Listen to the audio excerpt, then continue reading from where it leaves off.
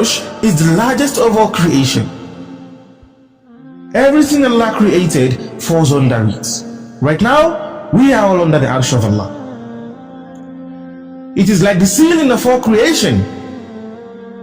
It is so massive that Allah Azza wa Jalla created angels to carry it, to bear the throne. And these angels are huge and magnificent creatures from the best of Allah's creation. Jabir narrated in Abu Dawud that the Prophet of Allah sallallahu alaihi wasallam said, I have been permitted to tell you about one of Allah's angels who bears the throne of Allah.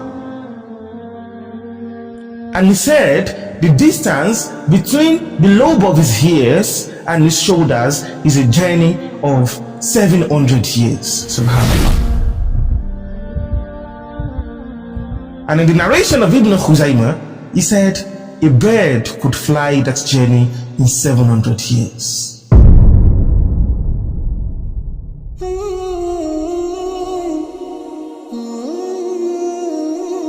Now that is just the distance between the earlobe to the shoulder. Imagine how many years it would take you to travel from the angel's feet to his head. And I know what you want to compare that with. The space between the 100 grains of paradise, right? The distance is for human, but for birds, who will go faster? Obviously, a bird in motion will be faster than you, at least 10-fold. And on the day of judgment, Allah Azza wa Jalla said, there will be 8 angels that will bear the throne of Allah, subhanAllah.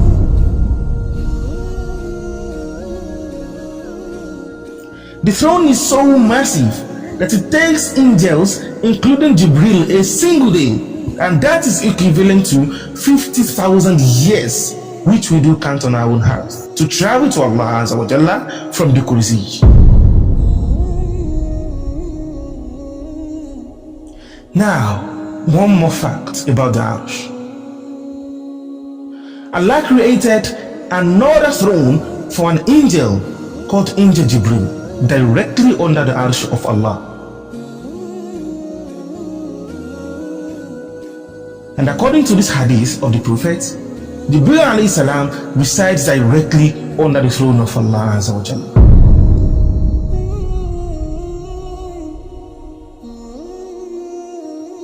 So the space under the throne of Allah is also the greatest station on the day of judgment. The Prophet sallallahu alaihi wasallam told us of 7 people who are shaded under the throne of Allah on the day of judgment, where there is no other shades except for his shade alone. Yawma la zilla illa zillihi.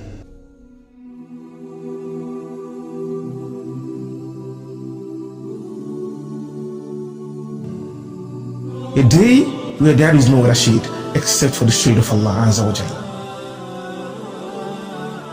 And in another hadith narrated by Abu Sa'id, he said the Prophet sallallahu alaihi wasallam said, on the day of judgment, I will be the first person to be resurrected.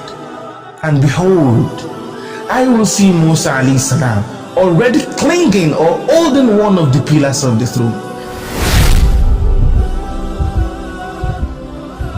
I will rush to the underneath of the throne of Allah Azza wa Jalla and prostrate to intercede for my ummah. So under the throne of Allah, something is written there. And on top of the throne of Allah, another thing is written there. And when Allah finished His creation, He wrote over His throne, Inna rahmati Galabata Gadabi. And according to another translation, it says Inna Rahmati Saba'at Gadabi. And that means, verily, my mercy overpowers my anger. Allahu Akbar. And according to different tafsir, he said the meaning of this is that no matter how angry Allah is to some creation, no matter how evident Allah has dealt with them, the point is that He can still do something far better than that to them. So the angels holding the throne of Allah, what are they doing? Allah told us that those angels who bear His throne and those around it glorify His praises, believe in Him, and ask for forgiveness for those who believe in Him as well. And they pray for them by saying, "Our Lord, Ya Rabbana, You have encompassed all things in mercy and knowledge. So forgive those who have repented and followed Your way, and protect them from the punishment of hell." Subhanallah. They are glorifying Allah and declaring His perfection and declaring the perfection of God to show that Allah is independent of the throne and independent of those who bear it. Allah does not need the throne to exist comfortably, and He does not need those who bear the throne. And Imam Ali radiallahu anhu said, "Inna Allah khalaqal arsha izharan liqudratihi wa lam yattakhizhu makanan li zatihi."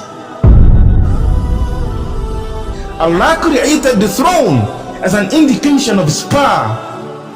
He has not taken it as a place for Himself.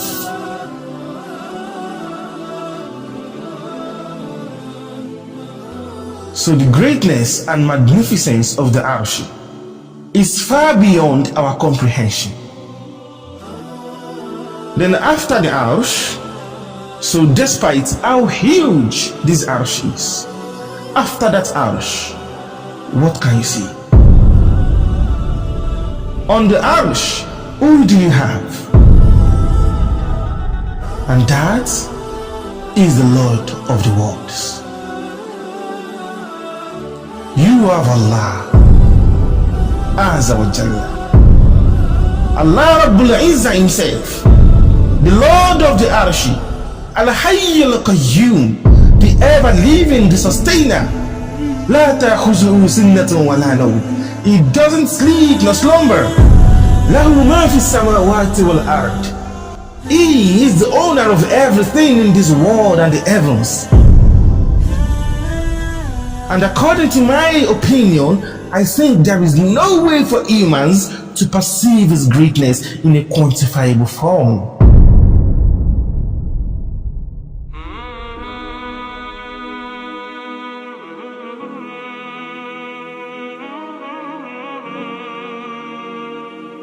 His size, His greatness is far beyond our knowledge and understanding.